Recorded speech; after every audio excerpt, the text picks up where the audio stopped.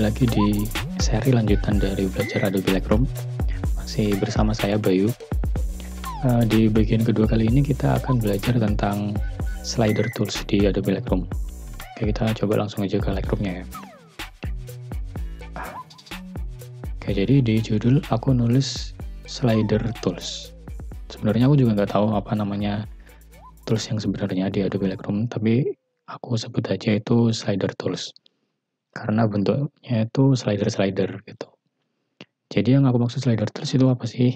Yang aku maksud slider tools itu ini semua tools-tools yang ada di sebelah kanan sini. Mulai dari basic, down curve, dan sampai di bawah sini. Nah, ini semua bentuknya slider-slider. Nah itu, kalau kalian lihat ini kan slider semua bentuknya.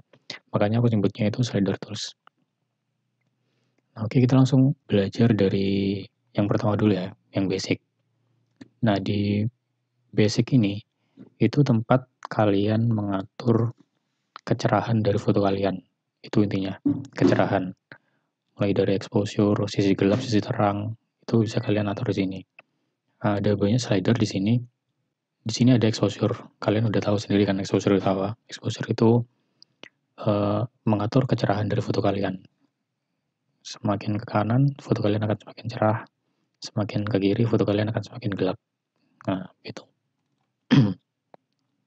Kemudian di sini ada slider kontras.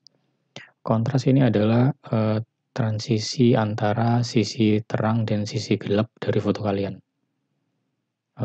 Contohnya misal di sini deh, di area pohon-pohon ini. Pohon-pohon ini kan bisa dibilang sisi gelap dari foto. Kemudian di langit ini adalah sisi terangnya. Nah, kalau kontrasnya kita naikkan,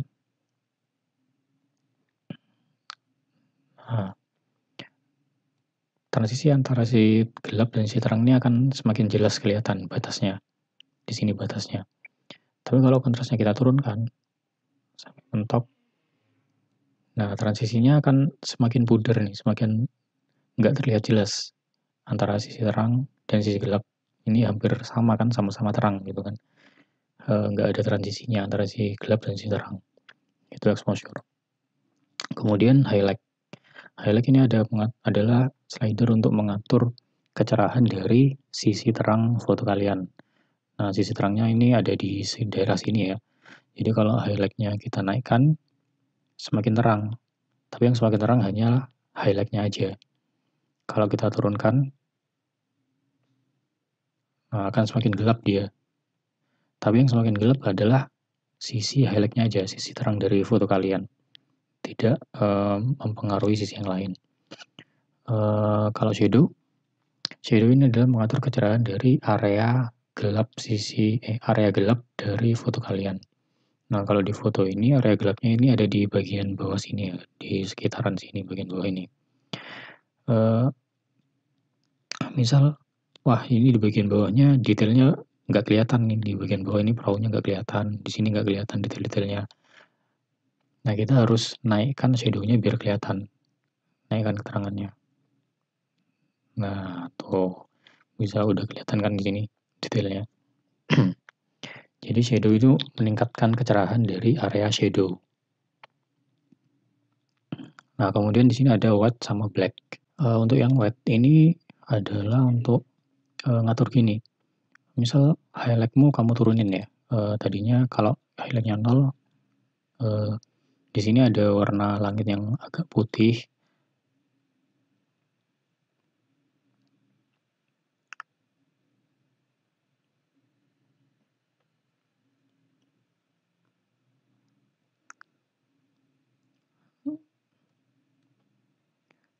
Nah, terus di bawahnya ini ada white sama black. Kalau untuk white ini gini ya. Misal highlight-mu kalau normalnya gini kan. Misal kita turunin highlight-nya. Nah, area di sini yang tadinya warna putih, benar-benar putih, gara-gara kita turunin highlight-nya, dia jadi agak kekuningan. Nah, untuk tetap menjadikannya objek ini berwarna putih, kita bisa mengaturnya di bagian white sini. Jadi kita agak naikkan white-nya, biar dia kembali lagi jadi warna putih. Nah, gitu. Kalau kita turunin, dia bakal ngikut ke warna oranye sesuai dengan warna dari highlightnya. Nah, terus untuk yang black. Nah, untuk menjelaskan yang black, kita pindah foto ini ya. Kita ganti foto ini agar lebih mudah menjelaskannya. Misal di foto ini kita lihat ada area batang kayu di belakangnya ini, itu detailnya kurang keangkat, nggak kelihatan detailnya. Terus sama daun di sini, itu juga kurang kelihatan detailnya. Nah, cara ngatasinya kita tingkatkan shadow-nya kan, karena area-area yang aku sebutin tadi itu adalah area shadow. Jadi kita naikkan shadow-nya. Nah, setelah kita naikkan shadow-nya, area-area di belakang ini sudah mulai kelihatan detailnya. Nah, tapi efeknya apa? Setelah kita tingkatkan shadow-nya, ternyata kaos yang dipakai mbaknya ini kelihatan jadi abu-abu warnanya. Nah, kalau bisa lihat tadinya hitam, setelah kita naikkan shadow-nya, dia jadi abu-abu. Nah, untuk mengkompensasi itu, kita bisa memanfaatkan slider black ini. Jadi kita turunkan black-nya biar warna objek yang aslinya itu hitam bisa kembali jadi hitam. Gitu. Kita turunkan black-nya. Nah, kira-kira segini. Dia warna kaosnya udah balik jadi hitam, tapi detail yang di shadow tadi yang di bagian batang sama daun sini itu tetap kelihatan. Nah, gitu. Oh iya, tadi ada yang kelewatan yaitu ini slider temperatur sama tint. Temperatur ini sesuai namanya yaitu mengatur temperatur dari foto kalian. Jadi nuansa foto kalian ini akan nuansanya warm, hangat atau cool, dingin. Kalau kalian geser ini ke kanan, dia bakal lebih warm. Jadi keseluruhan warnanya bakal lebih orange. Kalau kalian geser ke kiri, nanti keseluruhan warnanya bakal lebih biru, jadi cool nuansanya. Nah, kemudian di bawahnya ini ada slider tint. Slider tint ini gandengannya temperatur. Jadi ada beberapa kasus di mana saat kalian ngatur temperaturnya, misal kalian atur agak kebiruan, agak cool. Nah, ada beberapa foto yang saat kalian mengatur temperaturnya, dia bakal ada shifting color. Jadi warnanya bakalan berubah sedikit ketika kalian ngatur temperaturnya. Nah, color shifting yang terjadi akibat perubahan temperatur ini, itu kalau nggak hijau, magenta. Jadi warna fotomu akan terlihat kehijauan atau kemagentaan gitu. Jadi cara ngatasinya pakai slider tint ini. Kalau fotomu kelihatan agak kehijauan, kamu geser slidernya sedikit ke kanan untuk mengkompensasi itu. Begitu pula sebaliknya, kalau warna fotomu nanti kelihatan terlalu magenta setelah kamu atur temperaturnya, kamu bisa geser slider ini ke kiri. Gitu untuk mengembalikan warnanya ke normal lagi. Nah, biasanya color shifting kayak ini sering terjadi saat kalian mengambil foto menggunakan artificial light ya. Maksudnya cahaya buatan. Contohnya kayak kamu syuting atau motret di bawah lampu jalan, itu biasanya sering terjadi color shifting. Tapi kalau kamu motret pakai cahaya natural, pakai matahari gitu, color shifting itu jarang terjadi. Sekarang kita masuk ke tone curve. Tone curve ini sebenarnya sama kayak basic ya. Dia ngatur kecerahan foto kalian. Cuman bentuknya aja kurva. Dia dibuat bentuk kurva. Jadi maksud dari kurva ini adalah kurva bagian atas ini adalah highlight, terus kemudian kurva yang di bagian bawah ini adalah shadow. Nah, jadi misal kalian ingin meningkatkan kecerahan di area shadow, kalian bisa naikkan kurva yang bagian bawah. Kita naikkan. Nah, tuh area shadow-nya bakal ngangkat. Misal kita ingin turunin highlight-nya karena terlalu terang mataharinya mungkin, kita bisa turunin di area bagian highlight. Nah, di area highlight-nya bakal redup gitu. Intinya dia sama sih, sama kayak basic ngatur kecerahan, ngatur gelap terang dari foto. Cuman bentuknya aja dia dibuat kurva seperti ini. Nah, sekarang kita lanjut ke HSL atau color ya di sebelah sini. Nah, HSL color ini adalah fitur yang paling aku suka. Oh, bentar-bentar sebelum lanjut ke HSL aku perbaiki dulu ininya ya. Exposure-nya agak kacau. Mhm.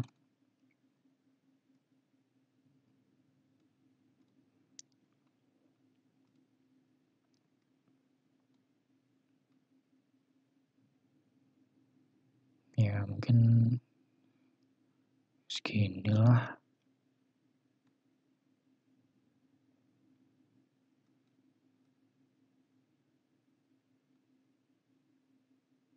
Oke, segitu aja aku rasa cukup. Kita balik ke HSL. HSL ini adalah tempat kalian bisa ngatur per warna. Jadi di sini HSL itu kepanjangan dari Hue, Saturation, Luminance. Kita bahas dari Hue dulu ya. Hue ini adalah corak dari setiap warna. Nah, di sini ada banyak warna, red, orange, yellow, green, aqua, sampai magenta. Nah, kalian bisa ngatur corak dari setiap warna ini. Misal di sini ada warna orange. Aku pengen warna orange-nya aku atur coraknya agak kemerahan, agak keping-pingan. Nah, kita geser ke kiri. Nah, dia bakal orange-nya akan jadi kemerahan. Terus warna yellow, di sini ada warna yellow di atas. Di sini aku pengen dia agak ke orange warnanya. Kita bisa atur coraknya di sini. Nah, gitu. Nah, kemudian saturation. Saturation ini apa? Saturation ini adalah tingkat kepekatan dari warna-warnanya kalian. Nah, misal di warna orange tadi, wah ini warna orange bagus sih, dibuat warna orange, tapi kok terlalu pekat ya warnanya. Kita turunin kepekatannya bisa. Nah, jadi nggak terlalu pekat warnanya. Kira-kira segini lah, oke. Kemudian warna kuningnya ini oke, tapi kayaknya kurang pekat, kita naikin. Bisa. Nah, gitu. Nah, kemudian luminance. Luminance ini adalah tingkat kecerahan dari warnanya. Tingkat kecerahan. Misal warna orange tadi aku ingin buat warna orange-nya lebih cerah. Nah, kalian naikkan dia bakal lebih cerah. Gitu. Tapi kayaknya nggak perlu ya, segini aja udah bagus. Mungkin dinaikkan sedikit, ke segini cukup.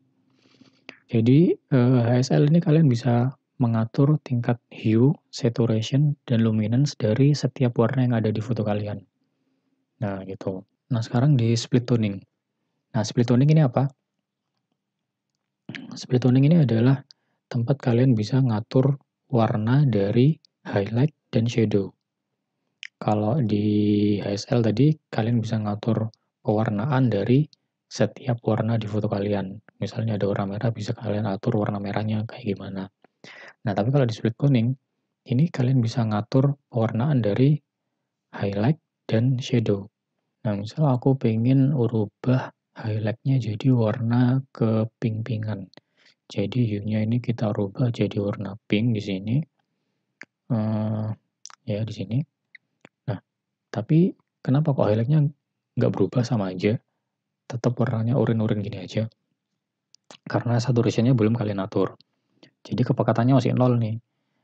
Kepekatan warna pinknya masih nol. Kita tambah. Nah, itu baru kelihatan kan dia berubah jadi warna pink. Mungkin segini cukup. Oke, segini cukup. Nah, itu tadi. Dia bakal berubah jadi warna pink. Kemudian shadow. Misal shadownya ini aku pengen ubah jadi warna apa ya? Warna biru deh biar kelihatan bedanya. Warna biru ini. Kita atur saturationnya. Nah, kelihatan kan sampai sini? Di bagian highlight dia bakal agak coraknya akan keping-pingan, terus di bagian shadow dia akan kebiruan. Nah, terus di balance ini kalian bisa ngatur keseimbangan antara highlight dan shadow-nya.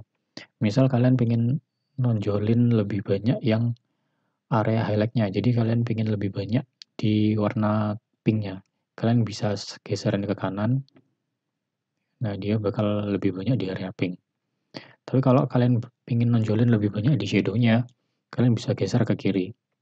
Nah, nanti bakal lebih banyak di warna birunya, dan warna pink-nya itu bakal lebih sedikit gitu. Kemudian kita lanjut di bagian detail. Seperti namanya ya, detail ini adalah ngatur detail dari foto kalian, ngatur ketajaman dari foto kalian. Ah, kita bisa lihat kalau kita nambah, ini kita naikkan. Nah, tuh. foto kalian bakal jadi lebih tajam. Nah, itu aja sih fungsinya detail di sini. Sama di sini ada noise reduction. Fungsinya kalau kalian naikin detail, ini kan bakal sedikit noise ya. Kalian bisa kompensasi di sini. Kalian naikin noise reduction-nya, bakal kelihatan noise-nya agak hilang. Kalau foto asli kalian udah detail, kalian nggak perlu pakai ini aja. Mungkin perlu kalian tambahkan sedikit aja untuk pemanisnya. Oke, kita lanjut ke fitur berikutnya, yaitu ada lens correction. Lens correction ini aku jarang pakai sih, karena lens correction ini fungsinya adalah untuk mengkoreksi distorsi yang dihasilkan dari lensa kalian. Nah, maksud dari lens distortion itu adalah gini contohnya ya, lens distortion. Misal kalian motret foto pakai lensa fisheye. Nah, nanti bakal ada bagian yang terdistorsi ini. Kayak gini, dia ikut melengkung. Nah, itu bakal bisa kalian benerin distorsinya lewat fitur tadi, lens correction. Nah, kayak gini, ini kan distorsi dari lensa fisheye. Bakal melengkung gini. Nah, kalian bisa benerin itu di fitur lens correction tadi. Nah, selain di lensa fisheye, biasanya lens distortion ini bakal kelihatan di lensa ultrawide. Di lensa ultrawide itu biasanya bakal kelihatan akan melengkung-melengkung gini juga meskipun nggak separah di lensa fisheye gitu. Oke, kemudian kita lanjut di bagian transform. Transform ini fungsinya adalah untuk memperbaiki perspektif dari foto kalian. Nah, untuk lebih enaknya mempelajari transform, kita pakai foto ini aja ya. Foto ini kan aku ambil perspektifnya dari bawah ya. Dari bawah, aku lihat ke atas. Jadi perspektifnya dari bawah. Nah, misal aku pengennya perspektifnya ini lurus saja, datar, nggak dari bawah. Nah, jadi kita bisa atur di bagian vertikalnya. Nah, ini kita kurangi. Nah, jadi seolah-olah kita ngambilnya lurus. Kita nggak dari bawah, nggak dongak. Nah, gitu juga. Di horizontal ini juga ada, kalau misal kita perspektifnya dari sebelah kiri, terlalu miring ke kiri, kita bisa atur di sini. Nah, dia bisa bakal miring kemana. Gitu. Selain itu di sini juga ada rotation biasa ya, seperti yang kalian tahu. Terus aspek ini, nah melar-melarnya gini. Kalau foto kalian agak sedikit melar, bisa kalian perbaiki di sini. Nah, terus scale ini fungsinya seperti zoom in foto kalian. Jadi habis kalian atur perspektifnya, nah jadinya efeknya di sini kan ada bagian yang warna putih. Nah, kalian bisa hilangkan itu lewat scale ini. Jadi kalian besarin, nah sampai bagian putihnya hilang. Jadinya kelihatan kan di sini kita fotonya seperti kita foto lurus, nggak dongak ke atas kayak tadi. Nah, itu fungsinya fitur transform ini. Nah, selanjutnya kita masuk di tab effect. Nah, sebenarnya di tab effect ini cuman ada dua hal yang bisa kita atur. Yang pertama vignette, bener vignette nggak sih ngomongnya? Pokoknya itu deh, vignette ya. Ini vignetting ya itu dah. Kemudian yang kedua sama grain. Nah, hanya dua itu. Nah, kalau vignette ini kalian bisa ngatur vignette itu kayak gini loh, contohnya. Nah, tuh sisi luarnya jadi agak gelap-gelap gitu. Kalau kalian gesernya ke kiri. Kalau kalian gesernya ke kanan, sisi luarnya bakal jadi putih. Misal kita ubah sisi luarnya agak gelap. Nah, terus yang bawah-bawahnya ini adalah pengaturan vignette-nya kalian. Midpoint. Coba kita perkecil midpoint-nya. Midpoint titik tengah ya. Kita perkecil, nah dia bakal semakin sempit. Terus roundness ini tingkat bentuknya. Di sini kan ada agak oval. Misal kita pengen dia lebih bulat, nah kita geser ke kanan. Nah, ovalnya bakal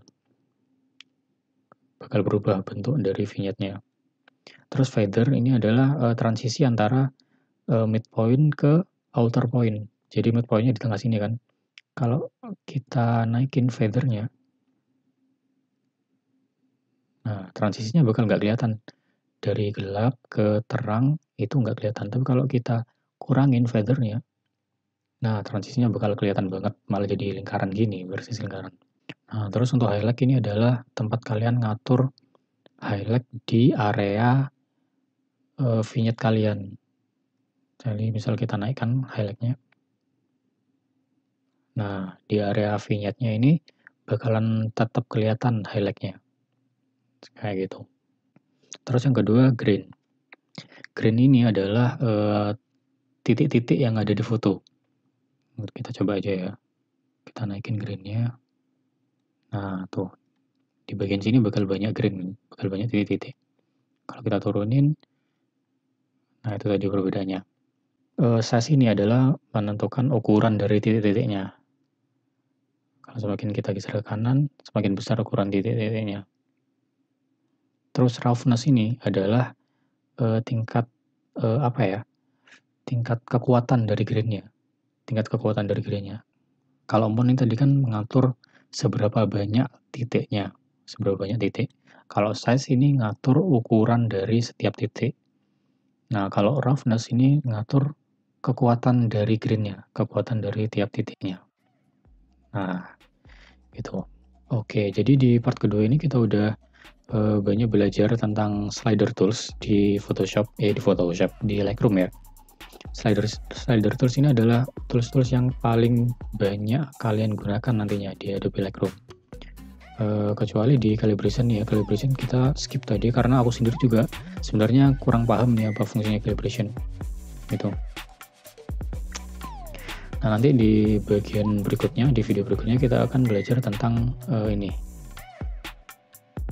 Dan juga mungkin akan belajar tentang sesuatu yang ada di sebelah kiri kita ini. Nah, kita akan belajar di video berikutnya. Oke, cukup sekian. Assalamualaikum warahmatullahi wabarakatuh.